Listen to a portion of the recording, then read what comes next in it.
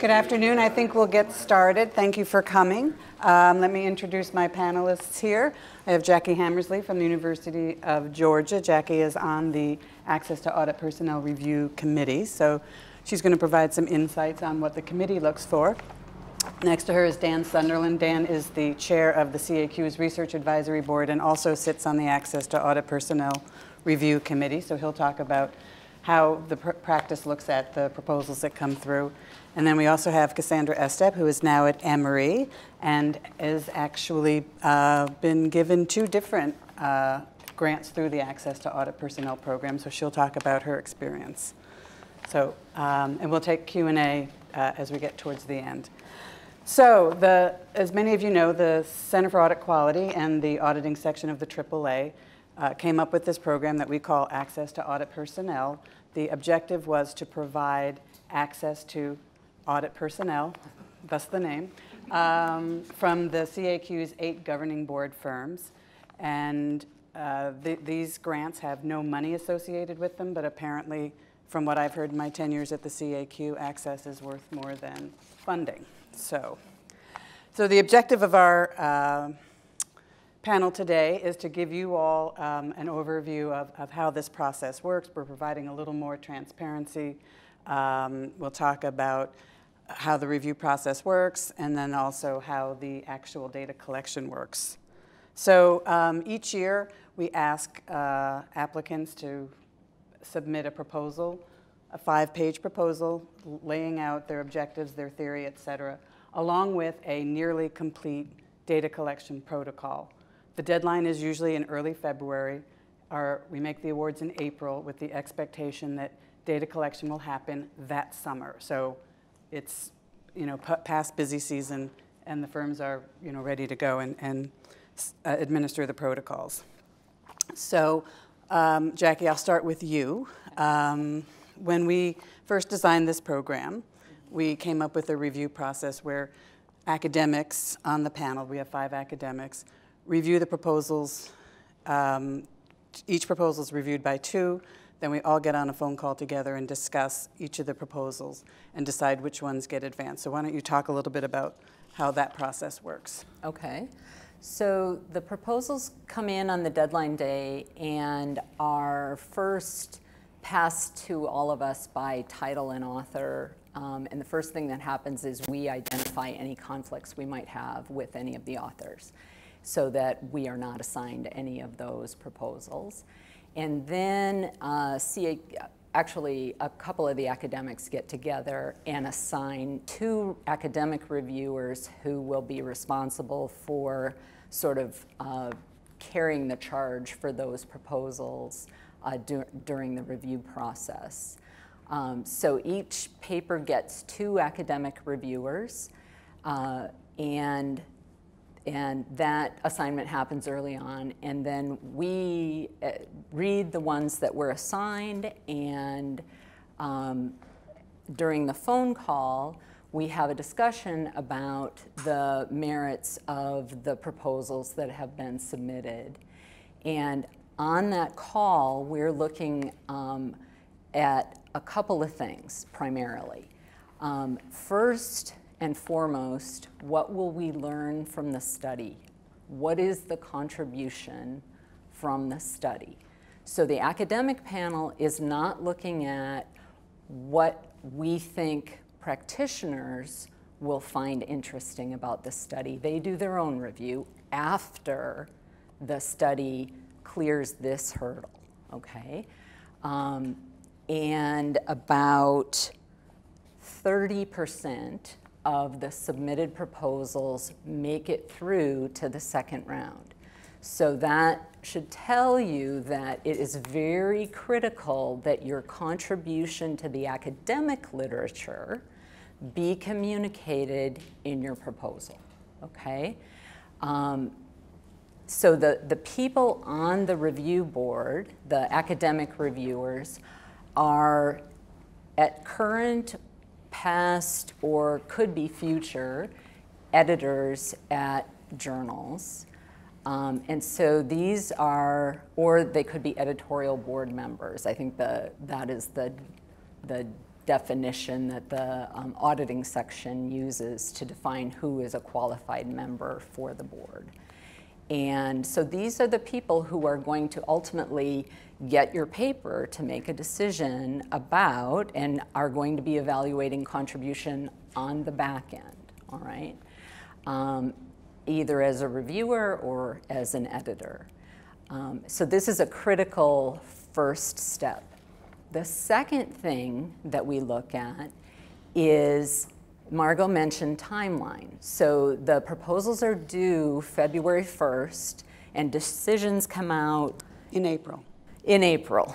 So say April 15th, I don't remember. And then the data collection goes in the field like by the beginning of June. So we're talking 6 weeks from the time the decision gets to the authors to the time that data collection could potentially begin on your project, which means the instrument that is received in February has to be very nearly ready to go in the field. It has to be what we would call turnkey. We have to see it, think that the theory makes sense, the hypotheses make sense, and will make a contribution to the literature, and that your instrument and measurements are well thought out and well developed at that point. And that is probably one of the biggest sticking points for proposals, and one of the reasons we're here today is to try to make sure that people really understand that they have to come in February very close to ready to go. And we see things where we're like, that's really interesting. We don't know much about that in the literature, but it's just not there yet. And so we'd like to do what we can to encourage them to be better developed when they're submitted. And we have had in the past, I know in the academic discussions, somebody will say this proposal is really good, but this instrument has nothing to do with what they're trying to prove. I think that hit everything. Yes. Okay. Yeah, so Dan, once it gets past the academic review, I mean, when we're on this call, I'm not the academic, I get all the academics to agree which ones should be pushed forward to the practitioners. And we then assign 3 practitioners to each proposal for any number of reasons. One is to make sure that we're getting 3 different firms' view on whether this is something that's interesting. But I'll let Dan talk about what it is that you as a practitioner think about when you're looking at these proposals. Okay. Well, I was thinking about Animal House and Faber College, and learning is good. And learning is good. And I think what we want to make sure we encourage is academic research is good. And it can be foundational academic research, or it can be something more practical along the way. So everybody's not necessarily looking for immediate application here.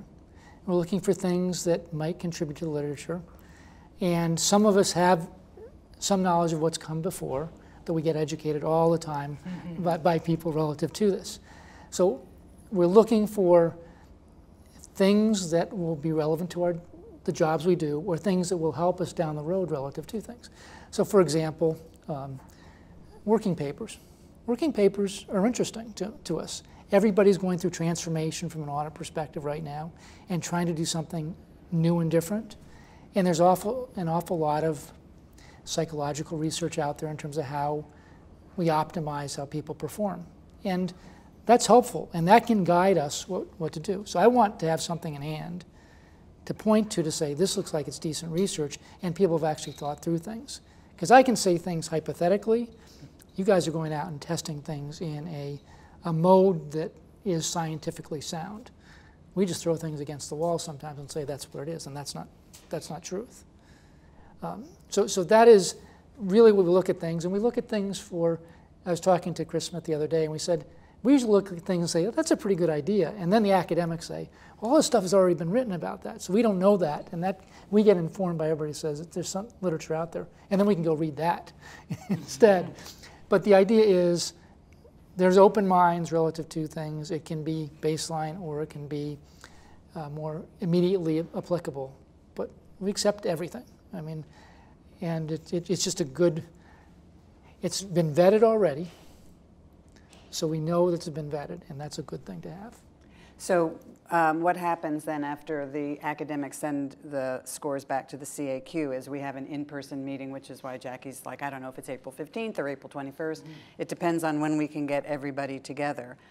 In person, we try to have as many people in the room as possible. So tell us a little bit about how those conversations go when we're going proposal by proposal. So usually the academics start, right? And whoever is assigned the lead on a paper will start and talk about what they see as what the academic side sees as the pluses. So what we'll learn from the project and what the benefits to the literature will be, and whether we think that the instrument really is ready to go. And then the practitioners will chime in terms of, this sounds like a good idea, this doesn't sound like a good idea. We're not as picky, I would say we're not as picky on the protocol. So if the protocol is a little flawed, we'd be open to reviewing the protocol a little bit. And I think that's a lot the dialogue that we had this past year on a couple of them.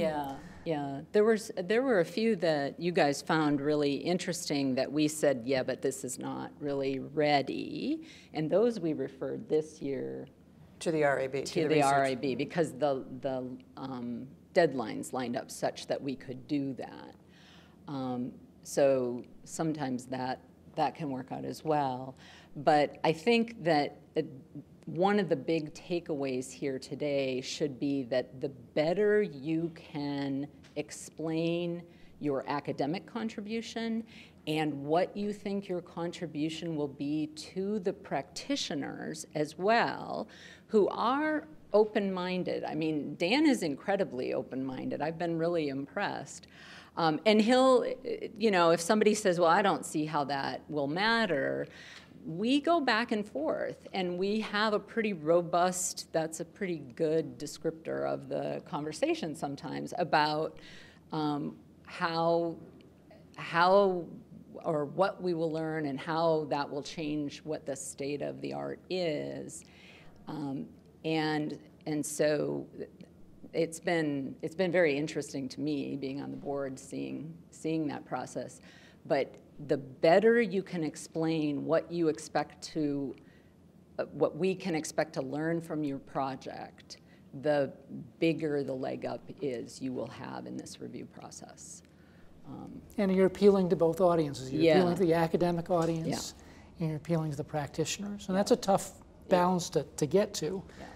But I think we all try to work together to find the optimal ones to go after.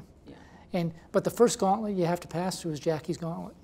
It's not mine. I'm sorry, the academic gauntlet. Thank I'm sorry. you. I didn't make these Jackie. rules. So that does, and that just puts the scientific rigor into things. We had a discussion yesterday at the CAQ conference, and we talked about scientific modes of thinking. And that's how we think about things every day, too. I mean, everything's hypothesis testing. So we hypothesis test all the time. And there are a lot of hypotheses we have bouncing around out there that you guys don't know about, you probably have in the back of your head, so we would be interested in. And this, it's a big change time. So there are a lot of things that could be wild ideas that aren't necessarily wild ideas. And it's not all data analytics. Yeah, that's true.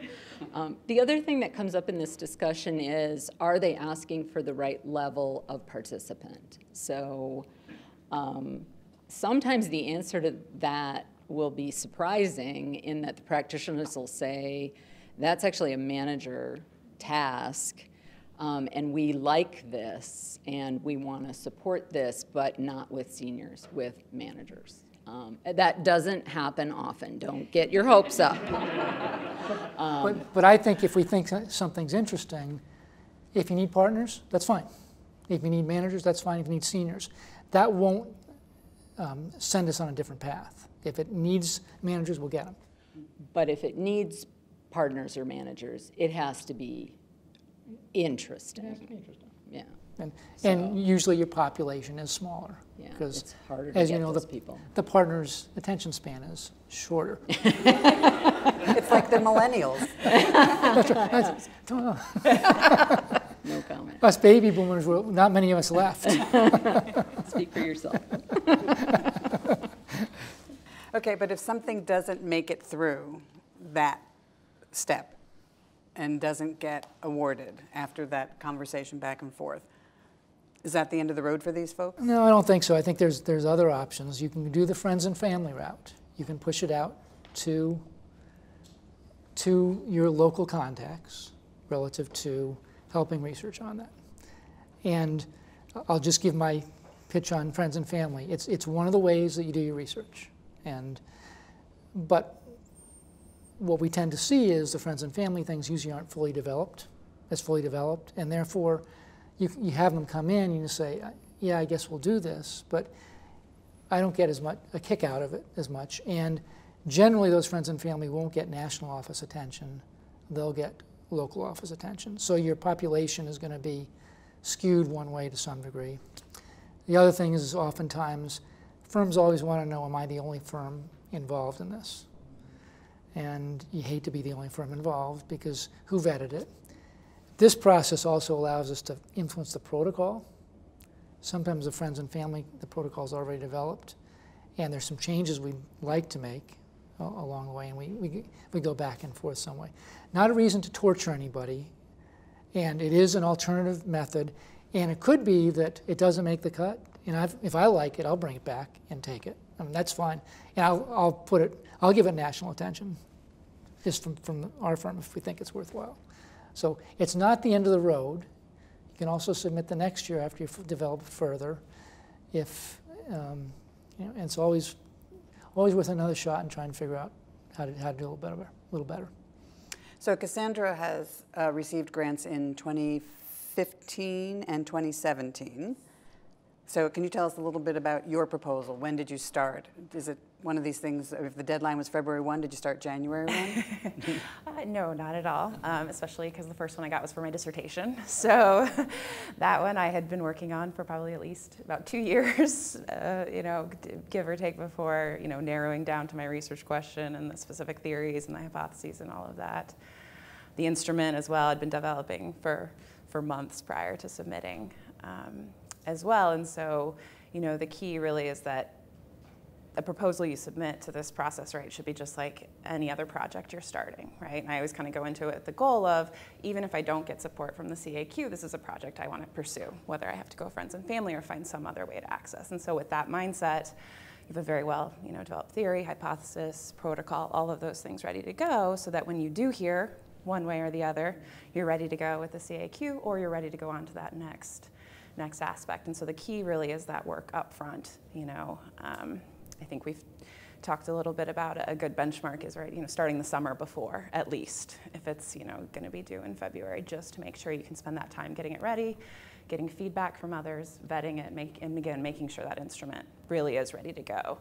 This year, I heard from Margot, and I think it was about a week later that we got our final instrument back to her for the firms to look at. And so another thing is, once we submit, I don't necessarily stop working on it either, just to wait and hear back, right? I can do some of those final checkoffs of the instrument, especially if it's online, make sure that it's working, see how long it's really taking people, and things like that you can do kind of in the interim before you're going to be really going out in the field to collect the data. So again, that even adds, a few more months of preparation time that you're working on it before you hear the final decision from the CAQ. Yeah, so when I call people and say, congratulations, I say, I don't assume that you've stopped working on this instrument. I'm sure you're tweaking it, so you have a week, 2 weeks, tell me how long it will take you to get me the final that I can send around for review. So you also applied in 2014 unsuccessfully. I did, yes. And so that's actually an example of we did not get support, and so my co-authors and I went out and through the Friends and Family Network and still pursued the project, collected data. We found results consistent with our theory and our hypothesis, and so actually the award I got this year is a follow-up study to that one. And so I think, again, it really just benefited from time. The fact that we got support this year, right? It's a related study. So the time we've spent working on it these past few years, we've better developed our theory, we've better developed our hypothesis, how our study fits into the literature. And so what this study was especially was that we were thinking from looking at some archival research and some issues that have been found by the regulators that there was a problem with the way auditors were making decisions in the internal control setting. And so when we first proposed this study, we were saying, well, we need to see if this problem really exists. Are auditors really thinking this way? And so we think that might not have had enough of a practitioner focus to really say, or perspective of, well, this really is a problem or not. And so now that we were able to go that friends and family route and show that the problem exists, the study this year is a follow-up to help fix that problem. And so again, I think our proposal this year did a better job of also taking into account that practitioner perspective in addition to kind of hopefully a stronger academic contribution as well. And so I mentioned that we send the protocols out to the 8 governing board firms of the CAQ for review and comment. Mm-hmm. Can you give a flavor for what those kinds of comments are like? Sure. I mean, they're very helpful, but I would say they're not significant in the sense that you have to revise your entire protocol, right? The goal is to make sure that when your participants, the auditors, right, who are out in practice, go through your instrument, it makes sense to them, right? And so they want to make sure you understand, that they'll understand it, that there's no confusion. So a lot of the comments I've gotten back in both rounds were around terminology, especially because some of the firms use different terminology. One example I think was, what the risk levels, whether they call it normal or moderate or those types of things. And so just making sure our instrument can speak to the participants across the different firms. And it is a give and take, right? It's not just because you get comments from the firms that have a suggestion of something to change. You don't have to do it. You can respond with, well, we can't really make this change because of our manipulation or because of what we're trying to look at, and here's why. And I haven't had a problem with that in both rounds that I've gotten through. Again, it's really helped make the instrument better for the practitioners who are going to go through it.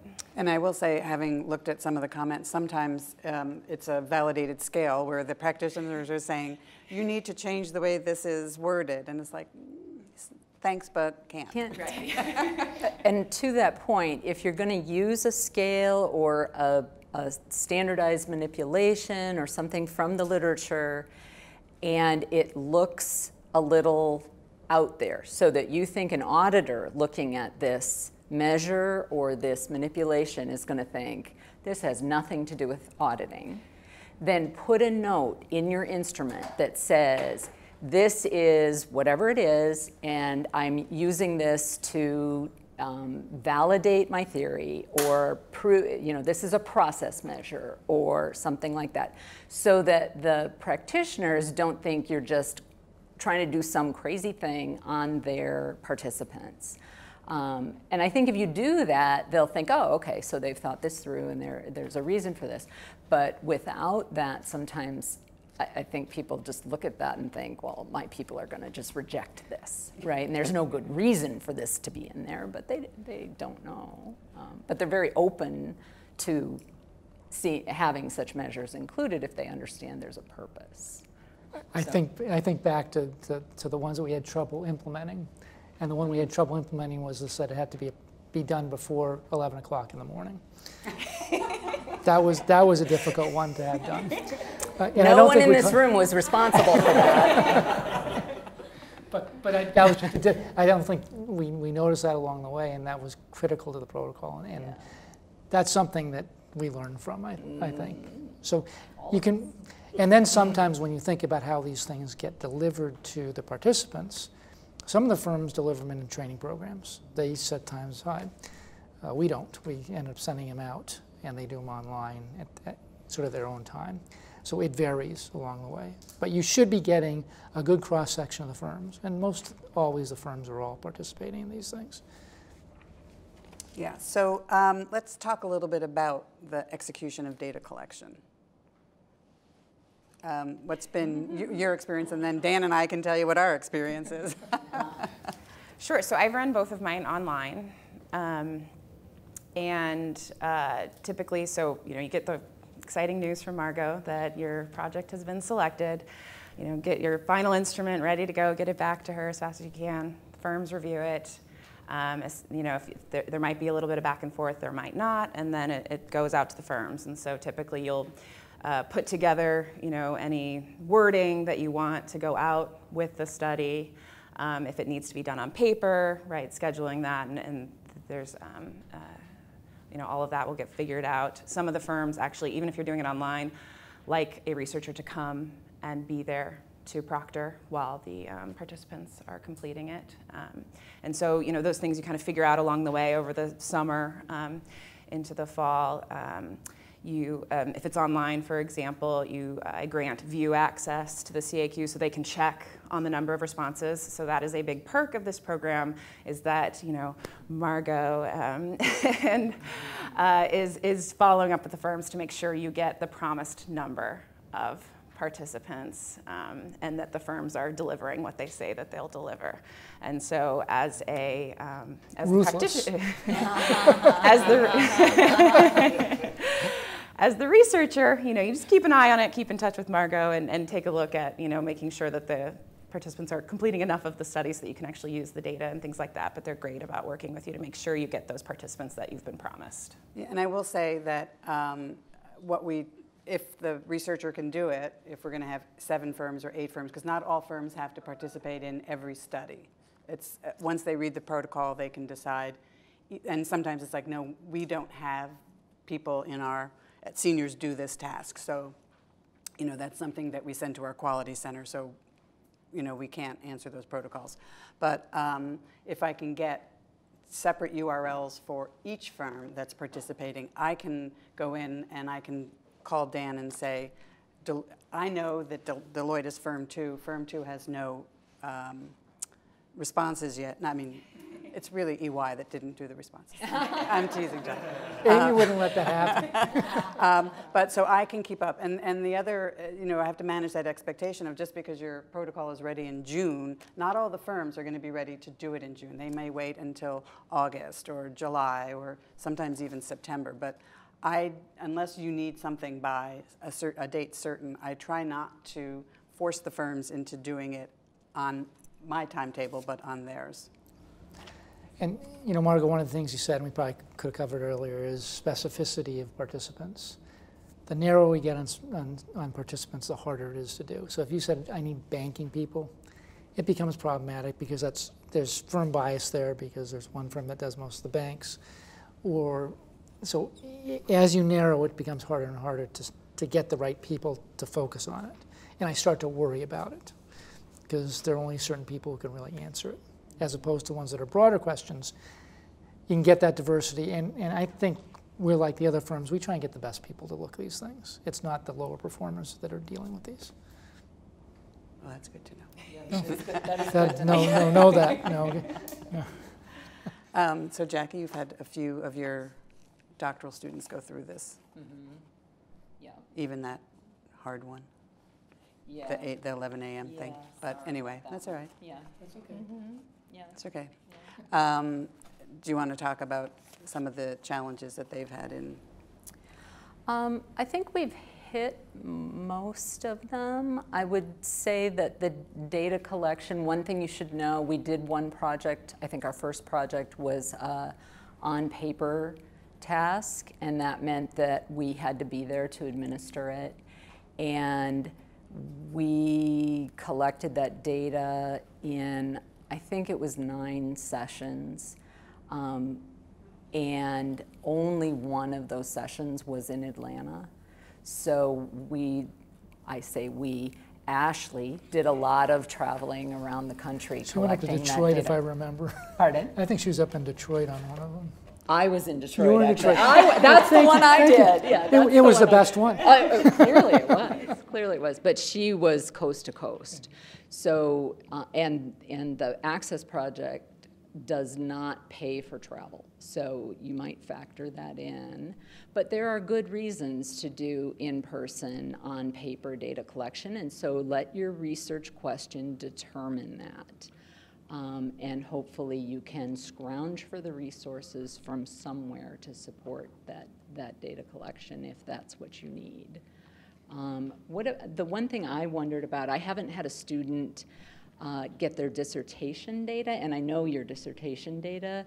So you mentioned something about if they need it by date certain. So how do you handle that for a dissertation, because students are under obviously a lot of time You pressure. guys met my deadline for me, so it was I was very happy. And so did you communicate that very early? Yes. Yeah, so I had like an ideal and a drop dead date, and so I kept in very close contact with Tom at the time in terms of the status and where we were at, and they were able to deliver in time for me. So it's best if we know that, if I know that in April or May when you send the protocol back, because I can then say to the firms, we need to have data collection by June 30 or July 15, and that may determine whether or not a firm can participate, because they can say, we don't have any capacity at that time. It doesn't even have to be a training session. Yeah, think about the window. When that window closes in early November.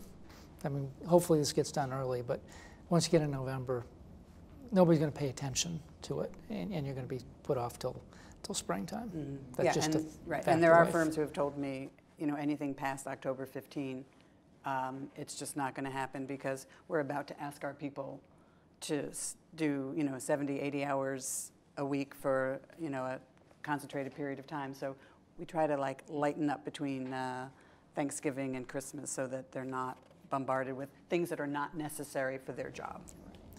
You know, one of the other things that I think about on some of the research that we always go back and forth on is some of the studies that are more interview-based. That's always an issue in terms of, can I tape this interview? And I think for the most part, the answer is no. It's to have a pen, to have a couple people there to transcribe what's going on. And I think that's fairly consistent across everybody at this point in time. Now, that's not to say don't do that, because there's a lot of insight that may be pulled from that. That's probably a partner-intensive one. But that is just something just to keep in the back of your mind as you go through that. Yeah. And if you have a project idea that's not quite as complete as what we're talking about here, your other avenue is the Research Advisory Board. As I mentioned today at lunch, if you get an RAB grant, whether it's archival or behavioral, although we're mostly behavioral here, we will pair you up with a senior partner from national office who's on the Research Advisory Board to have conversations with the researchers.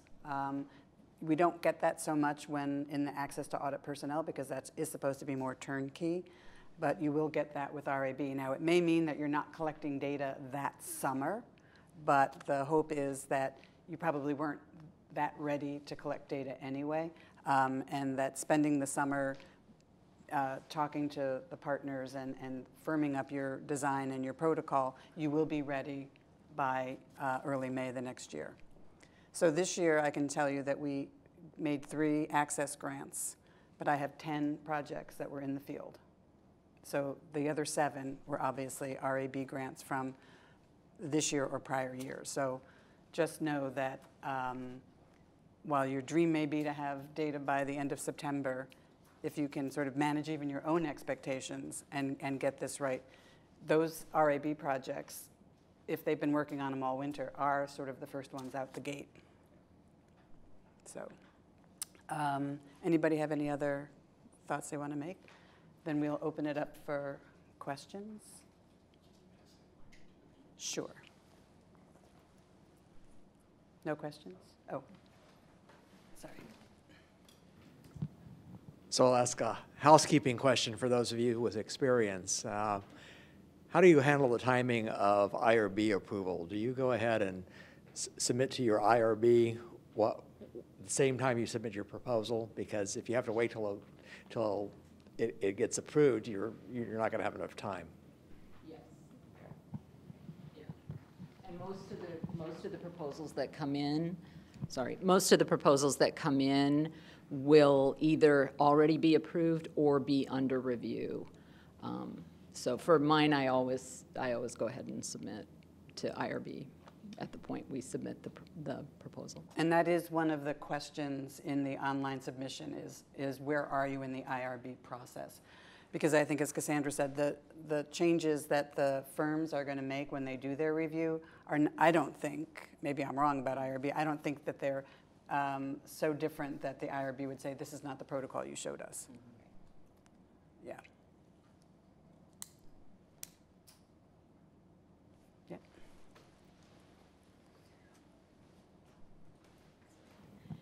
I was just curious for the request. Is there kind of a sense of an average number of participants that you see in the proposals that have been approved, or is there any sense of how many per year the firms are willing to contribute, or just in terms of thinking about what we want to request, is there kind of a sweet spot of what would be a reasonable request without it being burdensome on the firms? So I think that, from what I know now, if you're going to do a 2x2, you shouldn't be asking for 200 people. I mean, but we have had proposals that are like a 1x7 plus something, or some odd combination. But it should be, and that's part of where the academic comments come in. They're like, this person's asking. We did have one that asked for like 500 people once, and it was just like, okay, is this worth it? This is what I'd like. Yeah, so, within reason. I mean, if you need 20 or 30%, be reasonable. Don't say, I want 50. One thing I would add to that is ask for what you need to complete a successful study. So if your design is a 2x2 or a 2x3, then probably given today's journal requirements for evidence about the robustness of your results, you probably want to ask for 25 in a cell. And you should, because that's what you're going to need, and you're requesting the support for this project. And the expectation is you're going to get all of the support for this project through this process. I was actually given more than I asked for my dissertation, because I originally asked for 20 per cell, and another study at the same time, they were giving 25 a cell, so they said for me, we'll give you 25 a cell as well. So they actually bumped me up to make sure that I got enough participants. So I was surprising, but also kind of shows the thought that I think that the panel puts into these projects and what participants they're giving you to make sure it matches so that you can have, exactly like Jackie just said, a successful study. So. And Margot, I think, how many access proposals did we say we could accept this year? 8. And then how many RAB grants were we saying, 5 or 6? We never put a ceiling on the RAB grants. So that says, I mean, as firms, there's capacity to do this. Because again, if I put preference on something, I'm going to put people on this thing as opposed to something else, just because of the vetting it's had, and we all think it's a good thing to do. Yeah, and it bears repeating again and again. The firms, if you have a project that needs 120, the Deloittes, the EYs, the PwCs, KPMGs of the world are happier to give you not 120, but some portion of that, because they know you're going to get participants from the other firms. And if you're not asking for 120 from Deloitte, that means Deloitte now has 100 other bodies that they can allocate to other projects. Yeah. And just get much better data cutting across. So on your chairs, you'll see a proposal that was submitted to the RAB, I believe, not the RAB, the Access Program in 2015. It was written by Ann Backoff, Roger Martin, and Jane Thayer from University of Virginia. We are providing that because as you go through that proposal and look at what the requirements are in the RFP that's also in the chair, you will see that they've done a fairly good job of addressing some of the key points that certainly that the academics are looking for. I don't know if you wanted to expand a little bit. Yeah, so the RFP asks now that you specifically state your hypotheses, that you state your expected contribution, and those things are quite clearly identified in this proposal, and these authors were very generous to share this. And sometimes we see good ideas that don't get advanced because one or more of these things just isn't quite clear enough or isn't developed enough, isn't mature enough. And so we thought maybe sharing one that met all of these targets would help people see what more what the goal is. And the data from, or the research paper from this protocol, this proposal, is actually in journal review now. So, they collected data summer of 2015, and now they're in review. I think the other thing I will point out is, and probably anybody who sat on the review committee will tell you this, that sometimes as the academics are going through it, they say, this is a nice idea, but they've sort of not included any of the key literature that is on this topic. So it's either, you know, they didn't know the research existed, or they just opted not to include it. And that is, obviously, either of those is troublesome from our perspective. And so you want to show that you have command of the literature, obviously, and you know how to build on what's come before you. Yeah, that comes up so often. Yeah. As we discuss things, that there was this paper and how come it's not in bibliography?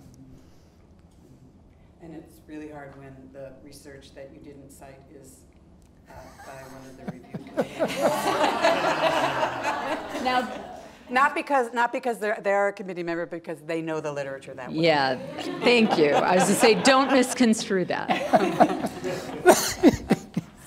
Yeah. So we do, in addition to that proposal that you can use as a model, the CAQ does have several other resources on our website. A couple of years ago when we were in Atlanta for the AAA meeting, we shot a video with Jackie Zavana Palmrose and Bob Libby talking about what makes a good proposal.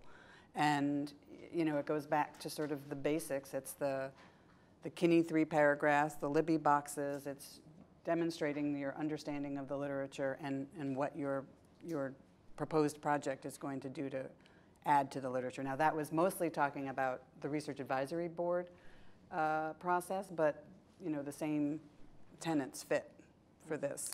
So we have that. We also are on our website very clear about what the review process is, and you'll notice this year on the back of the RFP that's been handed around here, we have that process on the back of the proposal, just so you know what it is we're going through and how thorough we are in reviewing your proposals. That we're not trying to be secretive about how the review process works, so we want you to understand that. And I'm trying to think. We always list, after the awards are made, list the grant awardees for both the RAB and the Access. If you have questions, I would recommend calling anybody who's won a grant in the past and say, what did you do? How did you do it? Would you mind looking at my proposal? Does this look like something that you think would pass muster? I mean, network amongst yourselves and your friends. Talk to past review committee members. I see Chris Agoli here and others. Ask them for some advice. And I will also say that you know, the CAQ, Cindy Fornelli, always moderates a panel at the mid-year meeting and at the annual meeting. We almost always have fairly senior national partner members on the panel. Take that opportunity to corner them after the panel or before the panel to talk to them. That's how you're going to get insights into what practices, thinking about what issues they have. If you I mean, don't go up and say, hey, do you have an idea for a project? But if you have an idea, you can say, I'm struggling with this, or I'm thinking this, what do you think? You know, we bring them to these meetings for just that purpose. Well, that and also the panel. But, you know, it's a great opportunity that sometimes gets wasted. So, any other questions? Well, then, that completes our panel. So thank you very much. Thank you.